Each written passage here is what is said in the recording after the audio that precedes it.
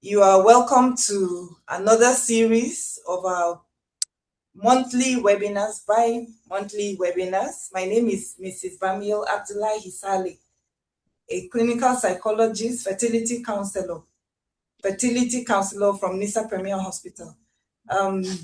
Together with me today is Mrs. Inipi Samuel Uja Samuel, forgive me, ma'am.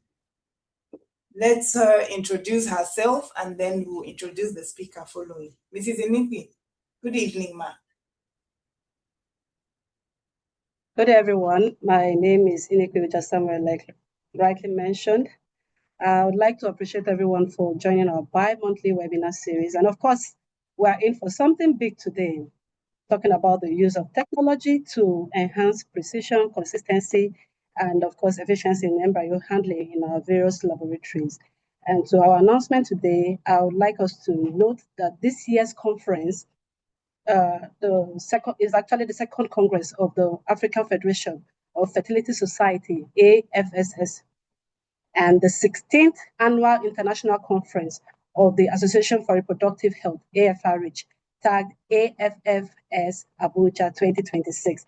The conference is scheduled to take place from 24th to 26th September 2026, and the theme is Fertility Frontiers, talking about the global innovation and advances in human reproduction.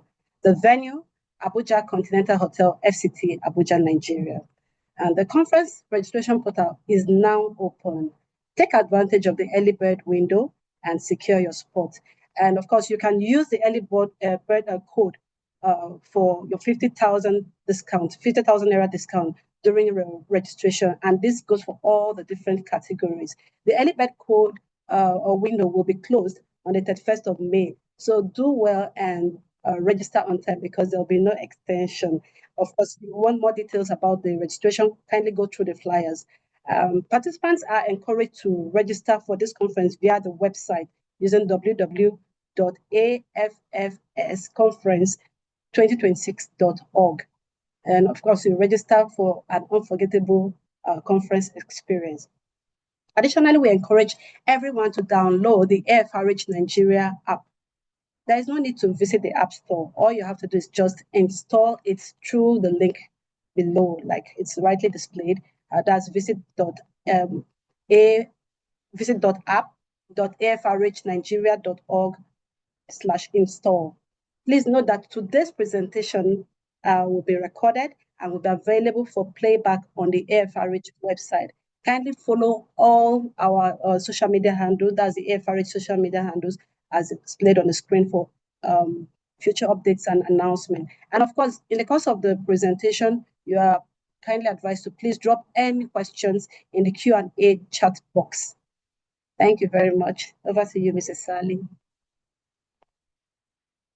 All right, thank you so much, Mrs. Inipi. Today we will be discussing from the embryology angle, and to do the presentation, we have the honor and pleasure of hearing from Mr. Ilere Eddy, who is a senior clinical embryologist and reproductive geneticist with over 12 years of experience in reproductive medicine and health care operations. He has received specialized training across Europe, Asia, and Africa, including Asia Pacific, the Institute of Embryology India, and Thermo Fisher Scientific South Africa. Mr. Eddy holds an MBA in Healthcare Management and Artificial Intelligence from Oxford University, USA, and a professional certificate in Strategic Leadership from the London School of Business and Administration, UK.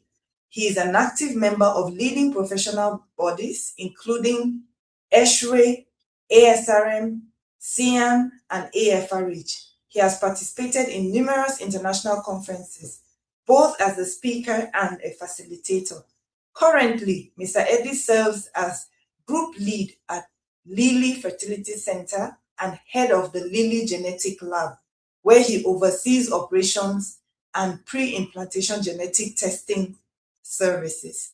His core interests includes assisted reproductive technology, genetics, healthcare technology, and artificial intelligence. He's also interested in clinical research and healthcare management. Please, can we welcome Mr.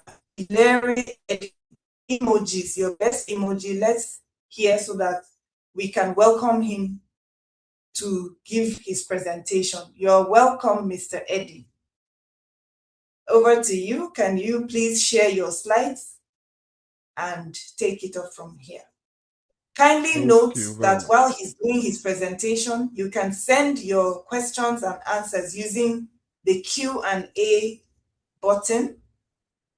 That is where we'll be answering the question. So click on Q&A and ask your question. You have about 40 minutes, sir. Go ahead. All right. Thank you very much. Can someone confirm that my slides have been seen clearly? We see your slides. Yes, very clear. Go ahead. All right. Thank you very much. I am actually quite excited and also honored to be presenting at this webinar. And I want to thank AFRH for this opportunity.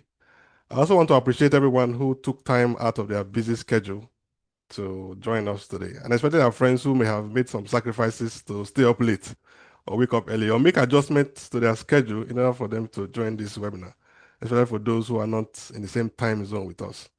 Thank you very much. Today I'll be presenting or talking about an interesting subject: robotics in embryology laboratories. Robotics in embryology laboratories. I know this subject may have come across with mixed reactions. Some persons may have looked at it and say, robotics in embryology laboratories? No, we don't want robots, please. AI is already doing enough, taking our jobs. We don't want robots to come and take our job, please.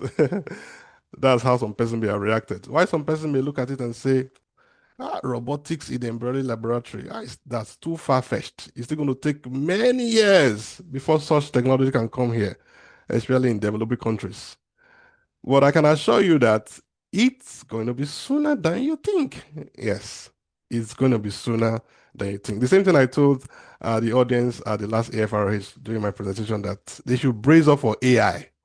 That very soon AI will be integrated into the lab. And we know AI and robotics work hand in hand. For most of the features of robotics are powered by AI. And let's get ready. I want to remind you of something. Many years ago, when we used to attend international conferences, there are some subjects that have been talked about that we really do not pay keen interest to because we could not really relate because we're not doing them then. One of such was PGD. All right. I remember my first time in ASRM, X-ray. I didn't really enjoy the PGD because barely any center was actually doing PGD then. Our freezing technique was not really, very okay, So we couldn't really relate. Most of us felt it's going to take a long time before PGT will come to our locality. But I can tell you now, you agree with me that almost every IVF center now offers PGT. If I became more amazed when I started doing genetic screening for centers, when I see centers sending samples, I like, you just started Mr. 2 years ago, Eddie, you're doing can you PDT. hear me? So, yes, so that is Mr. exactly how it is. Eddie, Yes? it's cracking. I don't know if it's my network, but it's fluctuating. If you can hear me, maybe you have to make some adjustments. Okay, can somebody else also confirm that so we are sure?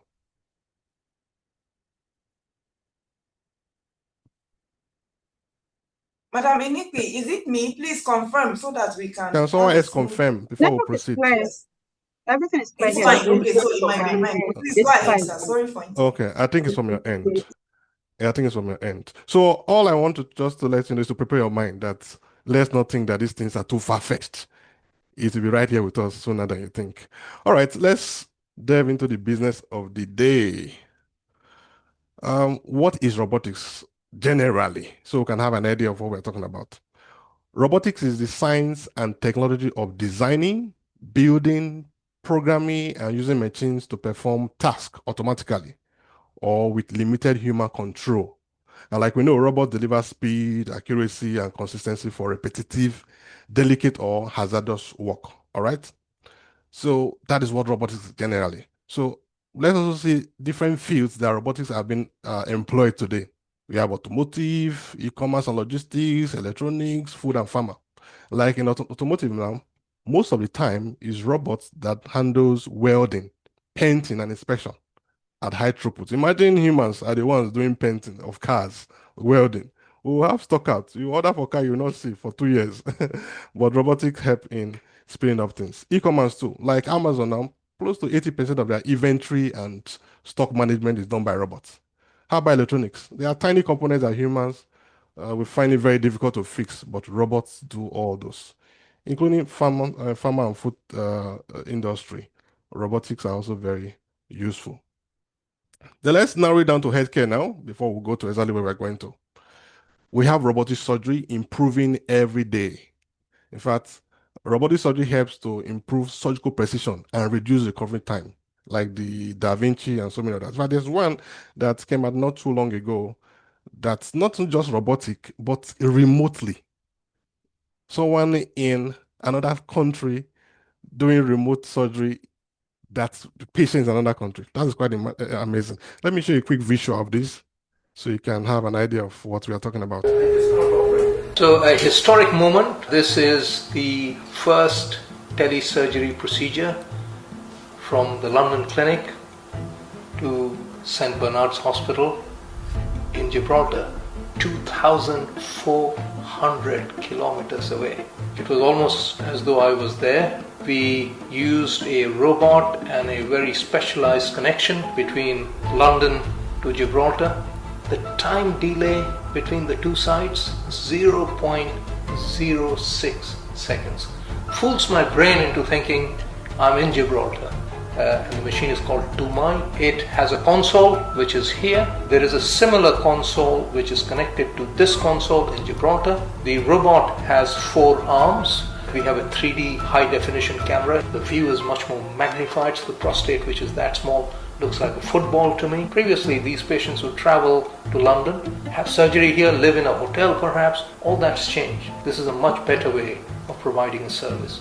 Imagine the humanitarian benefit of this in remote parts of the world, perhaps where they don't have that much money. You can provide the best service from the best surgeon anywhere in the world. That technology today exists. You agree with me that this is quite amazing.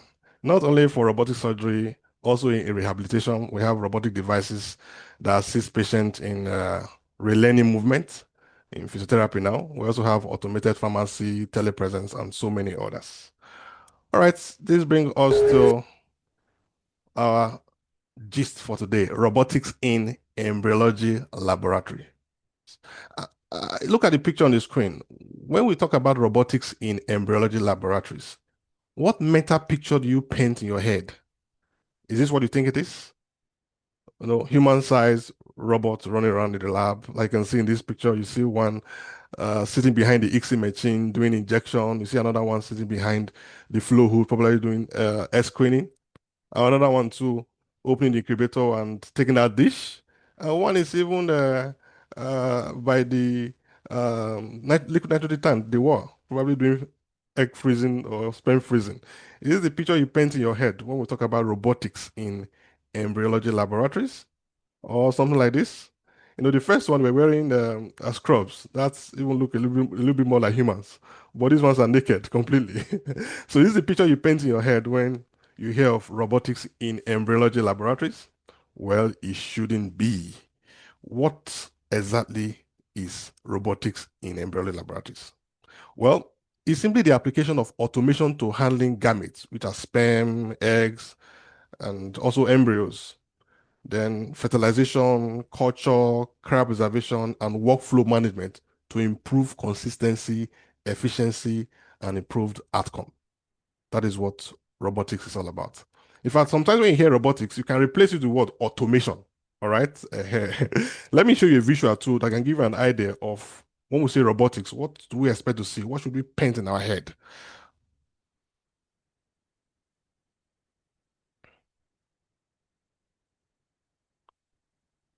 You can see dish preparation, rearrangement, placement, sperm selection,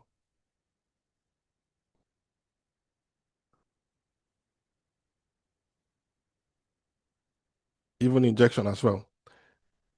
And you agree with me that these devices will not just work on their own. They still need an embryology in the lab to control them. So this is kind of picture you should paint in your head when we are talking about robotics in embryology laboratory. All right? Well, are there key breakthroughs or key emerging breakthroughs? Yes, there are. Now, the one that is quite amazing when I was doing this research that really blew my mind away is the microfluidic technology, the find chip. What is this technology, the microfluidic technology? Well, microfluidic technology helps to automate follicular fluid screening, recovering viable oocyte that would otherwise be discarded.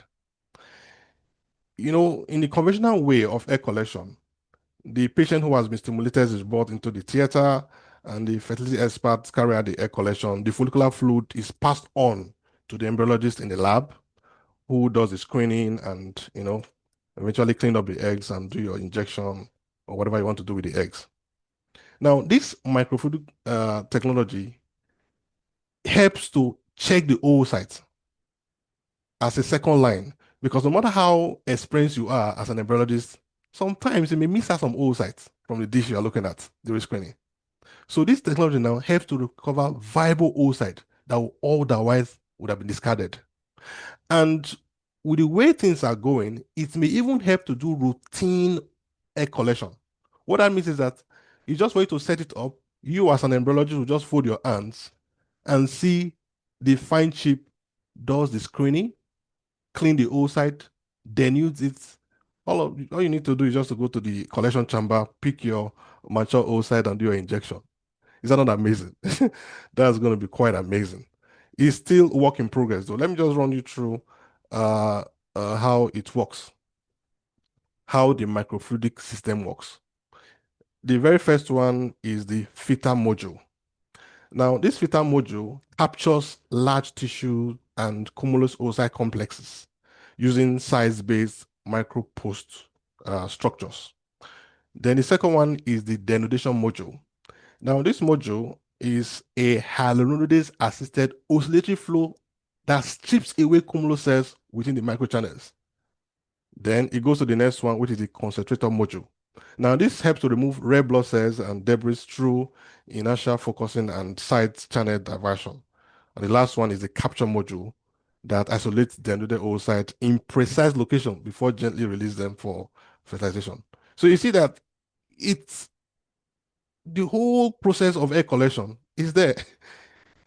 Even the stripping of oocyte that you do manually is also captured here.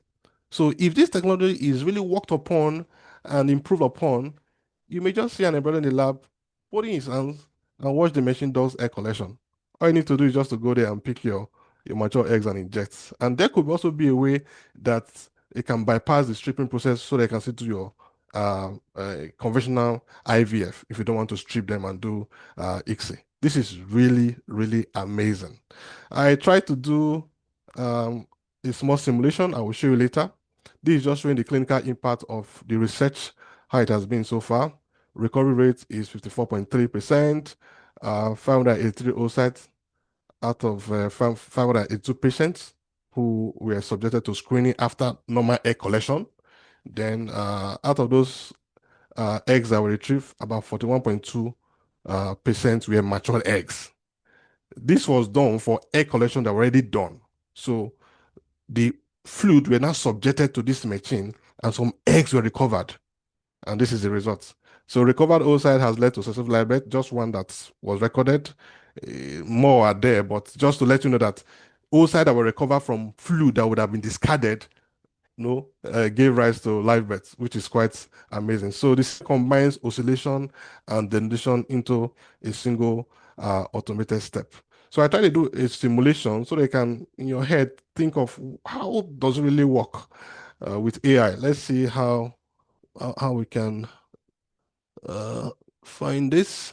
Oocyte screening and denudation for IVF. Controlled flow captures and processes sites, removing debris efficiently. This enhances laboratory So workflow. you can see from This the microfluidic beginning, system automates oocyte the screening and fluid denudation for IVF. Controlled flow enters captures and the processes fluid sites, removing input, debris the efficiently. This enhances follicular laboratory workflow. fluid. Then This it passes microfluidic through system the automates different oocyte screening and module denudation for IVF. until it Controlled flow gets captures to and the processes sites, collection removing debris module. efficiently. This But don't enhances mind the laboratory AI workflow. that has turned the eggs to This like bean microfluidic system cake automates or oocyte screening akara, and like we denudation call for it here. IVF. Controlled flow captures and processes Yeah, sites, but removing it's debris just to give efficiently. you a This meta enhances picture of how it works. laboratory workflow. So it enters from here, goes through the different chambers, Oocyte screening and and denudation for IVF. Controlled flow screens captures and it, processes sites, denude removing it, debris strips efficiently. it, This enhances laboratory and you workflow. just collect your eggs and do your This microfluidic injection. system automates oocyte So this screening is and really denudation quite for IVF. Controlled flow interesting, captures and and processes we sites, hope that removing this debris efficiently. technology This is enhances worked laboratory upon workflow. for This everyone microfluidic to system automates benefit from. oocyte screening and All right. Apart from the fine chip, we also have the remote robotic EC, one of the breakthrough that we have also experienced in recent time. In 2023, a major breakthrough in IVF happened when scientists successfully performed ICSI remotely using robotic system. And the work was led by Conceivable Life Sciences with a team of embryologists based in New York, controlling laboratory equipment in Mexico. And one of the key leaders on that project was Jacques Cohen. A lot of persons may know this pioneer in reproductive technology. How it worked. Embryologists operated robotic EC equipment online. Control was done from New York. The IVF lab was located in Guadalajara, in Mexico. Then, of course, high-speed internet and secure software were used.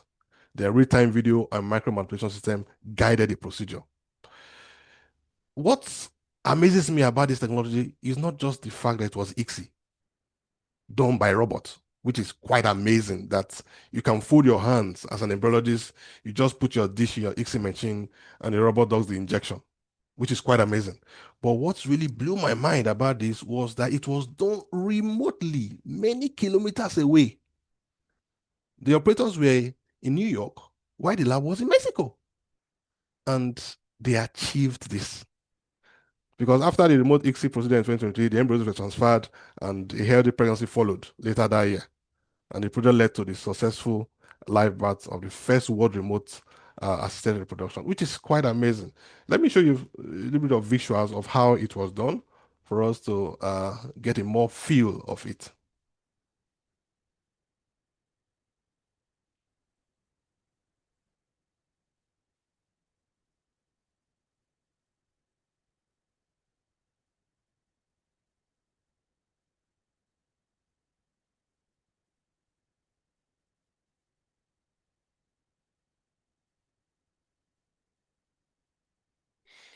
So this is the remote injection taking place now, showing the stages.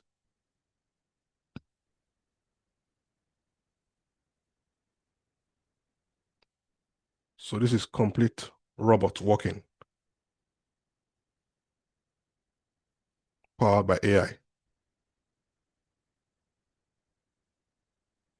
So automatically the system switches back to the first camera in order to get the sperms.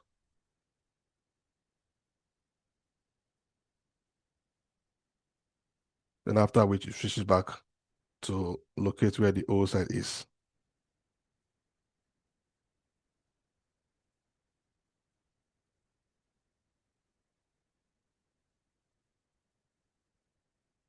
See? The sperm you see moving in that needle is not controlled by an embryologist physically, but AI and robot. And remember, this was controlled from New York, while the lab was in Mexico, many kilometers away. You know, most when you have an important event to attend, we've had cases where just one or two injections will keep you back. I remember there was a time I couldn't attend the AFRH conference in Abuja because I had one or two injections to do. I think I left the next day or I didn't attend again. So when my friends called me, I didn't see you, so I had injection to do. And I know many embryologists can relate to that. But with this kind of technology, it means that I can simply go for my conference. It's just for the junior embryologist to tell me that, Chief, we are ready to do injection. I pick up my laptop or my device, get a secure connection, and I do injection remotely from where I am. It means I can even go for X-ray, ASRM, and do injection from there. So this is quite amazing. And we hope that this technology is being improved upon because it's a bit slow from what I can see here because it's a live demonstration probably. I know many embryos can inject a couple of oocytes within 5 minutes. So we are still trying to get one oocyte injected and we have done close to 3-4 minutes already. So I believe it will be improved upon or probably because it's a live demonstration, that's why it's slow. So, but this is quite promising that you can remotely even do ICSI. Not just robot doing the ICSI, but being done remotely. It's really mind-blowing. It's really mind-blowing. So you can see the uh, holding pipette is putting the oocyte in place. Because of our time, I will just skip it for a little bit. You can see injection taking place now. AI determines the optimal final position of the needle within cytoplasm. It goes in. Negative suction is done.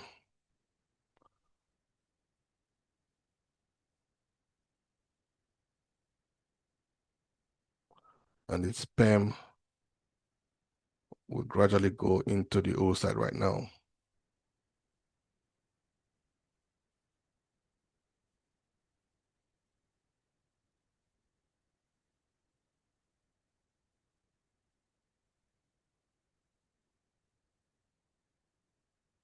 Yeah, do we see that? Amazing, amazing. So you see that we track the EC needle and everything is formalized. So it's pretty amazing and we can't wait for this technology to have a wider reach for all of us to benefit from it. All right. Are there other breakthroughs too, apart from these two I've mentioned? Although those two I've mentioned now, they are still in the development stage. So there could be one or two areas that need to be worked upon to improve it. And still it will be experimental. And we can't wait for it to be fully worked upon for us to use them. But we have other breakthroughs that we'll be using for some time now. The time-lapse machine is actually robotic. Yes. Embryoscope and similar system allow continuous imaging automatically for embryo selection without disturbance. That is amazing, you know.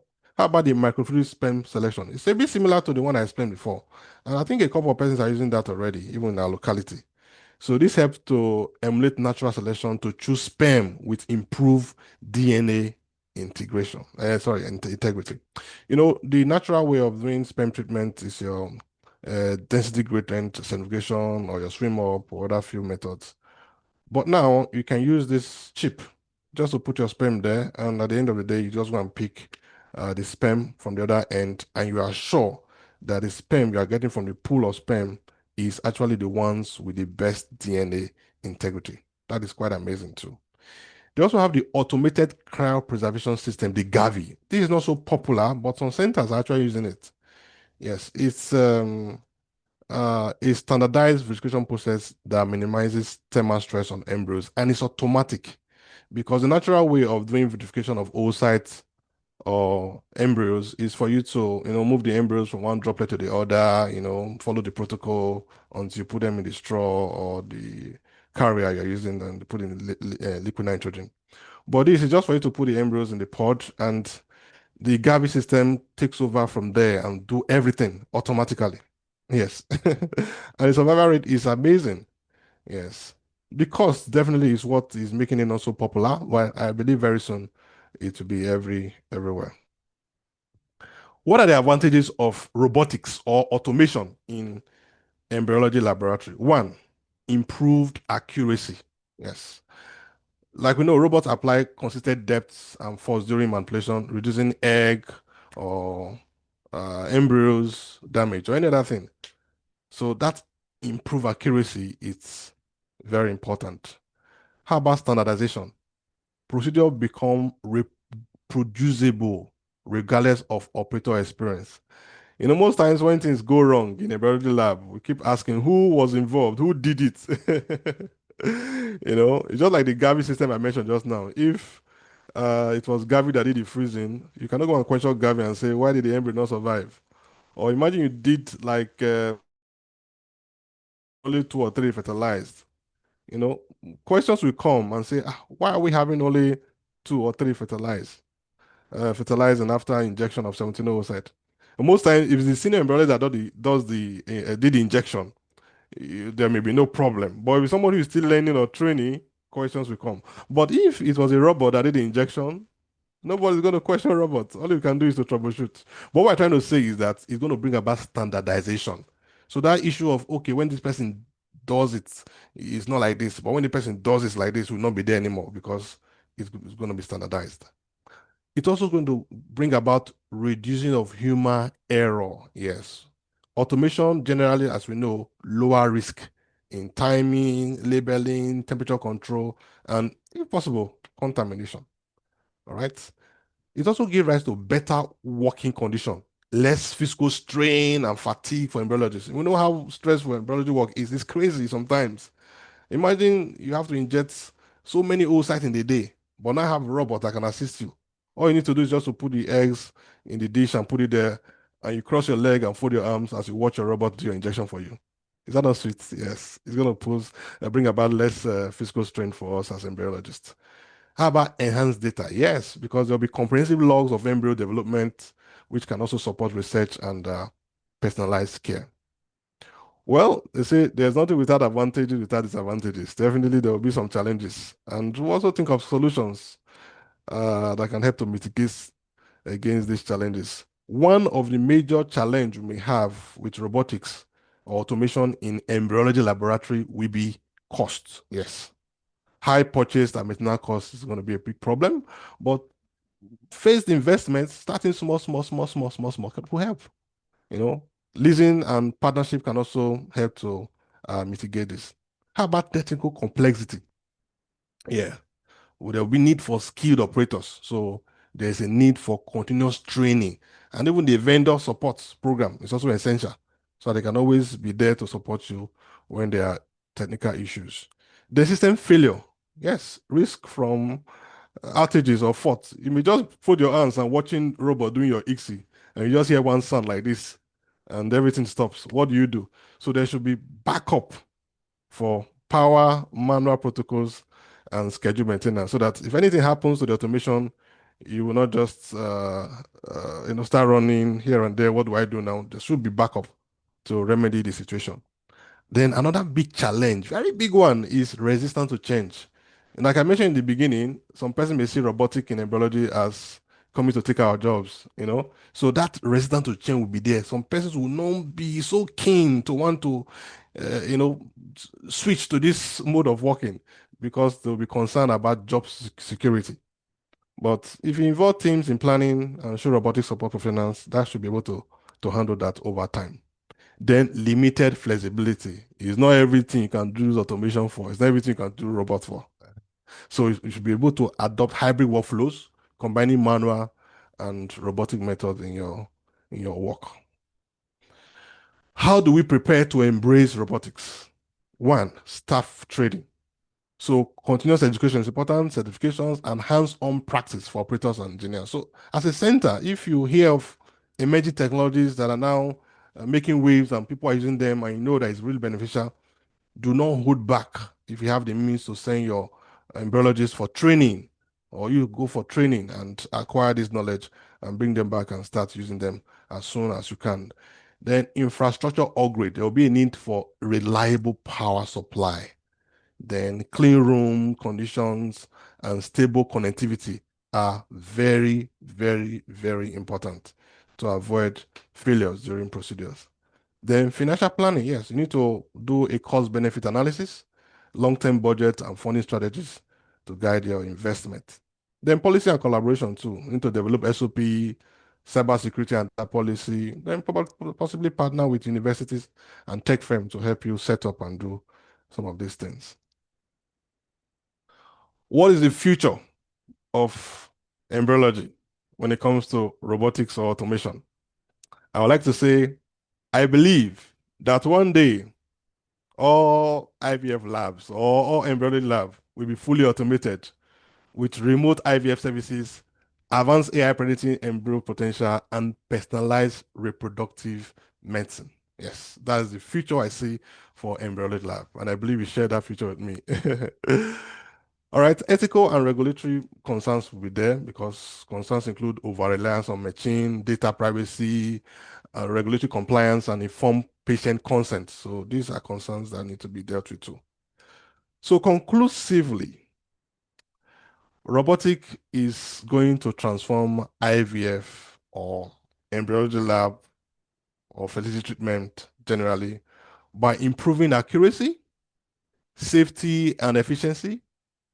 So with careful planning, training, and ethical oversight, clinics can enhance robotics while still preserving skilled embryologist central or central role. So do not think that this is not possible. Do not think this is too far-fetched. Do not think this can happen now. Do not think your job will be taken from you. But let's embrace it as it comes. As we have outlined before, the benefits are really so much. Thank you for your time. And here are some of my references. Thank you very much, Mr. Ilere, for this very exciting, thought-provoking, and challenging presentation. Please, can we give him a round of applause with your best emoji while we entertain the questions and answers from Mrs. Inipi? Please type in your questions in the Q&A box. Madam Inipi, please help us read the questions that are there while we give him applaud. Okay. Thank you so much, Mr. Eddie. We appreciate you. Okay, for the questions from Cindy Okote, she says, with this emergence, will robotics replace them? Okay, I think he handled that question already, right? If you're not, Will it can never. yeah. Can never. Yes. Okay. So she's still asking. She said, what should an embryologist learn in order to stay relevant in the IVF lab? Okay, yes. So you need to keep abreast with emerging technologies. All right. So if you just stick with the knowledge you know 2, 3 years ago, 5 years ago, 10 years ago, you may become redundant. So be current. That is why it's important to attend conferences and webinars like this, so that when you know about things that are happening around you, you need to just key in quickly so that you can stay ahead of the curve. Okay, thank you, sir. Okay, so we look forward to more questions. Before then, let me run through the announcement. So again, Mr. Eddie, we appreciate you for your expert perspective on improving IVF outcomes via the use of robotics and or automation, like you rightly called it. We appreciate you. Thank everyone, as usual, for sticking from the beginning to the very end. And I know very well while questions are being written, more justice will be done to the question. Whatever it is that is like a misjudge, how is this going to happen? Just type it in and the questions will be addressed. So kindly note that this year's conference is the second Congress of the African Federation of Fertility Society, AFFS, and of course the 16th Association for Reproductive Health, the annual conference for AFRH, the 16th edition, all will be happening on the 24th to 26th of September. And this year's conference is tagged AFFS Abuja 2026. The theme is Fertility Frontiers, Global Innovation Advances in Human Reproduction. The venue is Abuja Continental Hotel, FCT Abuja, Nigeria. Participants are encouraged to register via the conference website, www.affsconference2026.org. And of course, additionally, we expect that the early bird window that is still ongoing should be utilized by all participants. Why? Because you have 50,000 naira discount. And for you to claim the 50,000 naira discount, please use the code early bird. And of course, it will come to an end on the 31st of May, 2026.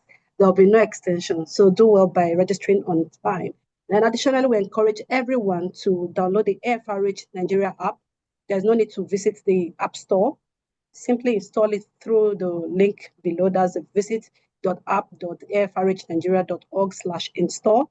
Then, of course, you'll be let into all the information that are relevant. And of course, all the presentation today was recorded and will be available for playback on our AFRH website. And of course, we expect every member of AFRH to follow all our social media handles. AFRH social media handle as displayed on the screen for updates and announcements. We look forward to having you all join us on the 8th of April 2026 for the next edition of our bi-monthly webinar. Okay, so do we have more questions? Okay, so Yeah, I we think still I'm have seeing one. Okay. Yes, I see a question on the chat box from Dr. Abdul.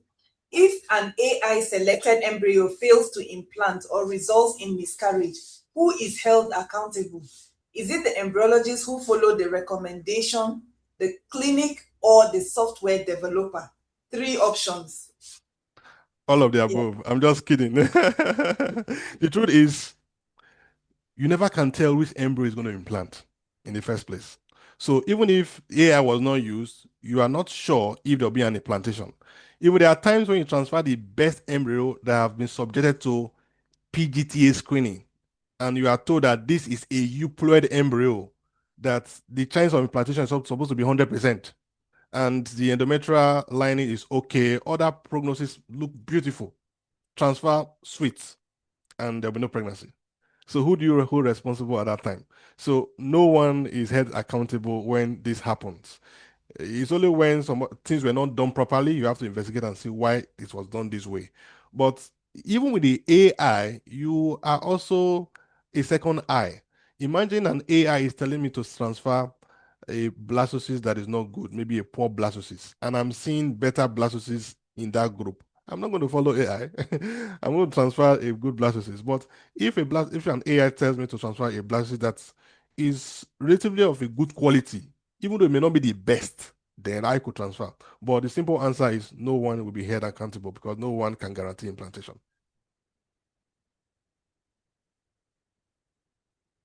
Thank you, Mr. Ilere. I don't see more questions. I see applause and people commenting the presentation. So it was a wonderful one. If we don't have any more questions, we may call it a wrap for today for this series. And so we want to thank AFRH webinar committee for putting this up together. Yes, there's one question.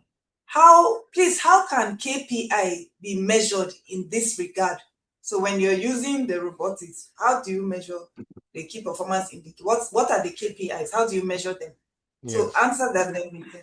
Yes, a KPI cannot be attributed to robots, all right? So it's still the embryologist who will be answerable to such KPIs. So it's as if the result of the robot is what you are doing. So if I'm giving a target to meet about 60% pregnancy rate every month, and I'm using robots, it's not the robot that will be asked the KPI. I'm still the one that will have to deliver on that. So what we now need to do is to ensure that what we are doing with the robot automation is actually giving us that result. If not having lower results with the automation, then we have to stop or do some troubleshooting. So it's same way. The embryologist is the one that is accountable or responsible for delivering the KPIs. All right, thank you very much. This question came from Tosin, so you've heard it. I don't see any more questions, so I would want to thank every participant here that has stuck with us from the beginning to the end. If you missed the early part of the presentations, you have not missed much because the sessions are usually recorded and will be shared on the AFRH member platform.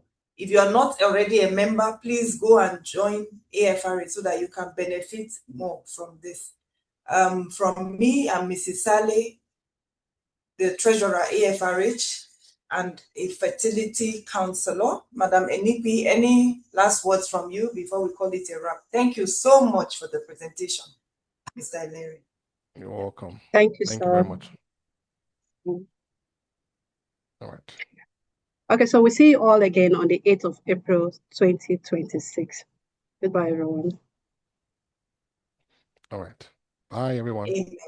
All right. Thank you, Secretariat. Thank you, everyone. Have a good evening. Bye.